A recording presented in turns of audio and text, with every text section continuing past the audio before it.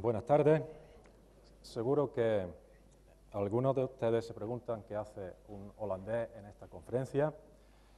No es solo por el lobo holandés, ya mencionado por Luigi Boitani esta mañana, aunque sí es algo muy especial, que aparece un lobo después de un siglo y medio de ausencia en el país densamente poblado que es Holanda. Hace 15 o 20 años nadie pensaba que eso iba a ser posible. Es porque estudio el derecho europeo y eso se puede hacer perfectamente desde Holanda. He contemplado hacer esta charla en castellano, pero al final he decidido hacerlo en inglés mejor, para no exponeros a la terrible mezcla entre acento holandés y granaíno que tengo, y también porque domino mucho mejor los términos jurídicos en inglés que en español. So we switch to English. We've seen much better pictures than this morning about the comeback of wolves in Europe. We've also seen amply illustrated how international the wolf is in a continent like Europe with very small countries. This is just one other example of a wolf fitted with a transmitter by German researchers in eastern Germany that crossed Poland entirely and found itself in Lithuania and Belarus after a trip of 1,500 kilometers. Legal protection is often mentioned as one of the factors which enabled the current comeback of wolves in Europe. And when we talk of nature conservation law, it's important to distinguish between area protection law on the one hand, focusing on protected areas, and species protection law on the other hand, which applies both within and outside protected areas.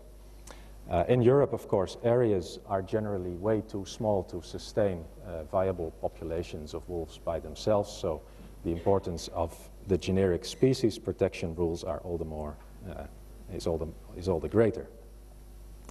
And as the wolf is a very international species, the role of international regimes is potentially great.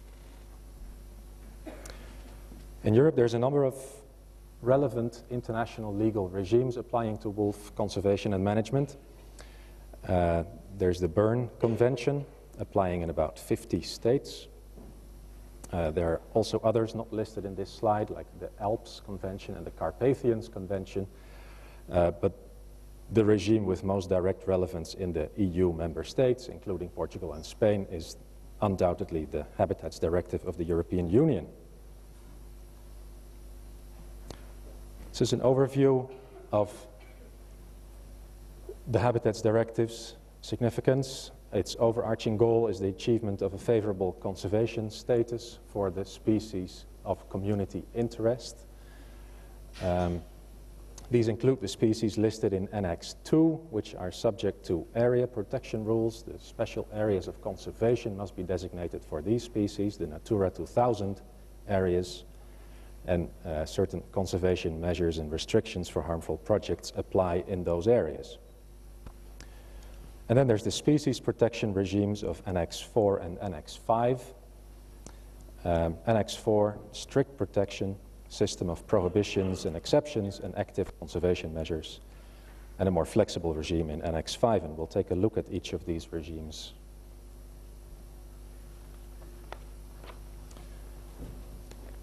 The legal status of Iberian wolves under the directive is complex.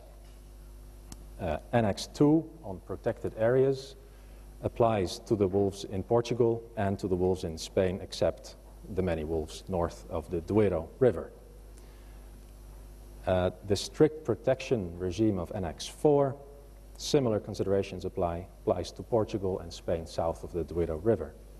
And then there's Annex 5, the more flexible regime, which applies to the Spanish wolves north of the Duero. So in Spain there are three separate wolf populations. The main population, which is mostly an Annex 5 population, but partly an Annex 4 population south of the River Duero. There's the Sierra Morena population, strictly protected Annex 4 population, and there's the new tiny population of French, Italian wolves that is in the Pyrenees, which is also strictly protected Annex 4 population.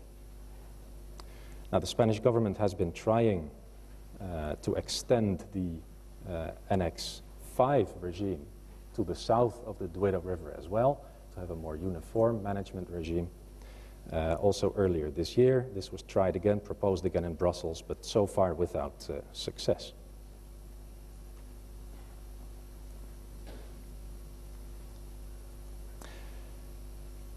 To fully grasp the significance of the obligations for member states under the Habitats Directive, which are of significance to wolves, it's not sufficient to read the text of the directive itself, but account must also be taken of many other sources of interpretation of these provisions, which include the jurisprudence of the European Court. This includes a lot of relevant cases, including a case on wolves, Finnish wolves in 2007. And it's important to remember that the court always has the final say about what is the correct interpretation of obligations under the Habitats Directive.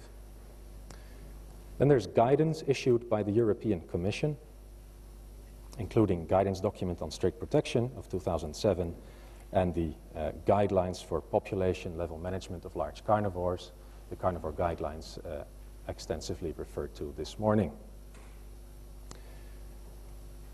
And finally, there's the Berne Convention, because the Habitats Directive is the EU implementation of the Berne Convention, so the Berne Convention still applies in the background and determines what is the correct interpretation of the Habitats Directive itself. And then again, within the Berne Convention, there's the convention text, recommendations adopted by the Standing Committee on particular large carnivore issues, and a specific wolf action plan issued in 2000 under the auspices of the Berne Convention. The central objective of the Habitats Directive is the maintenance or restoration, as the case may be, of a favorable conservation status. This is defined to some extent in Article 1 of the Directive, which indicates that the status of a species is favorable when the population is maintaining itself on a long-term basis as a viable component of its habitats.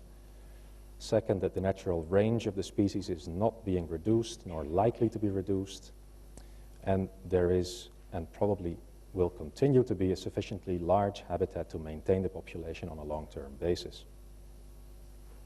Now, these have been specified and applied to large carnivores, including the wolf, in the carnivore guidelines. Conservation status of the wolf traditionally is measured at the national level, which can be problematic, of course, because many member states in many European countries are too small to sustain viable wolf populations by themselves, which is why the carnivore guidelines favor an approach at population level, which is often transboundary. And this is currently discussed further in European Commission circles.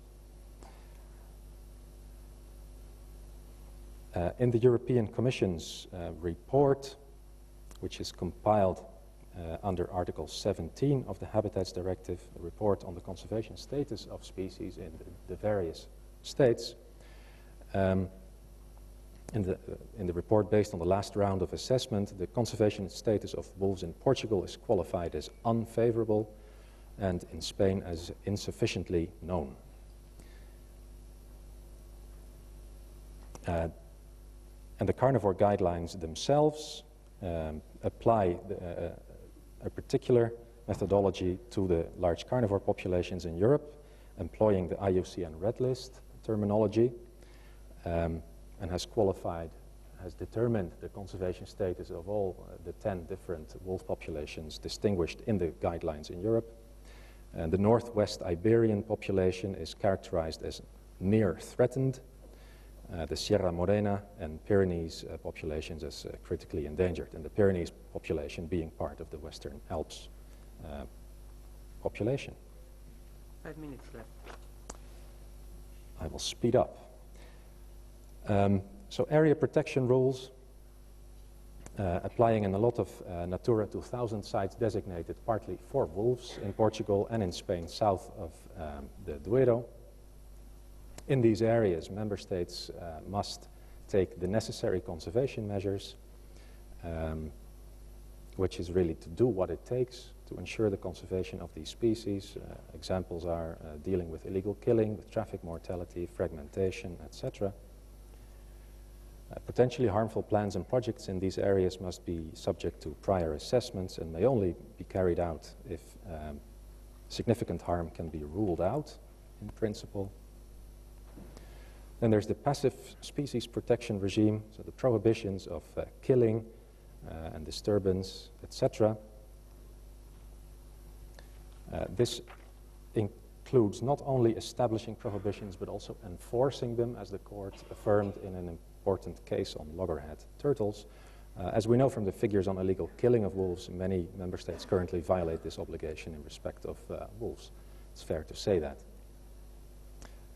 The strict prohibitions of killing, etc., can be derogated from if three cumulative conditions are met, which are that there are no satisfactory alternatives, also that the favorable conservation status will not be impaired, and that the derogation is done for one of several reasons listed in Article 716, including prevention of damage to livestock, for safety reasons, and the curious catch-all phrase of Article 16(1)(e) to allow under strictly supervised conditions on a selective basis and to a limited extent the taking in limited numbers specified by the competent authorities. Article 16 is subject to all sorts of interpretation questions, which we don't have time to go through in a lot of detail.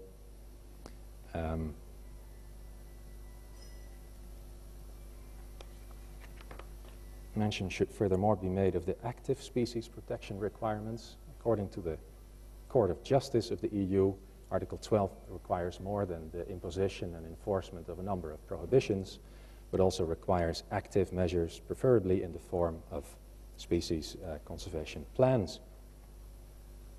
And as we've seen in the carnivore guidelines, the transboundary population level management plans are favored. Annex 5 is the flexible regime applying north of the Duero. No strict protection. Article 12 does not apply. Indiscriminate means, however, are prohibited.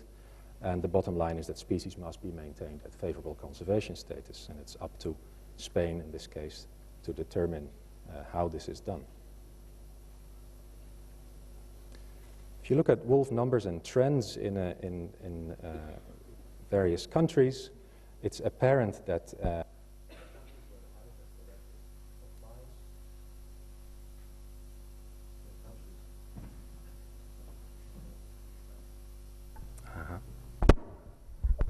use this one instead. In countries where the Habitats Directive applies, wolves are doing significantly better than in states where it doesn't. In Western Europe, this is Norway and Switzerland, which are not EU member states. These countries have very low official targets for wolf populations, and wolves are struggling to get a foothold in these countries. And in EU member states, the authorities could never get away with establishing such low official targets. The case of Sweden is a good illustration, where the government set a maximum ceiling on the wolf population of 210 wolves, and immediately had the European Commission breathing down its neck, threatening to take it to court, because this was not in accordance with the Habitats Directive, according to the Commission. 1 minute. Thank you. So the Habitats Directive appears to act as a sort of safety net, moderating national policies and promoting minimum levels. Key factors appear to include the enforcement mechanism, most of all, of the European Commission and court action, although a number of questions remain.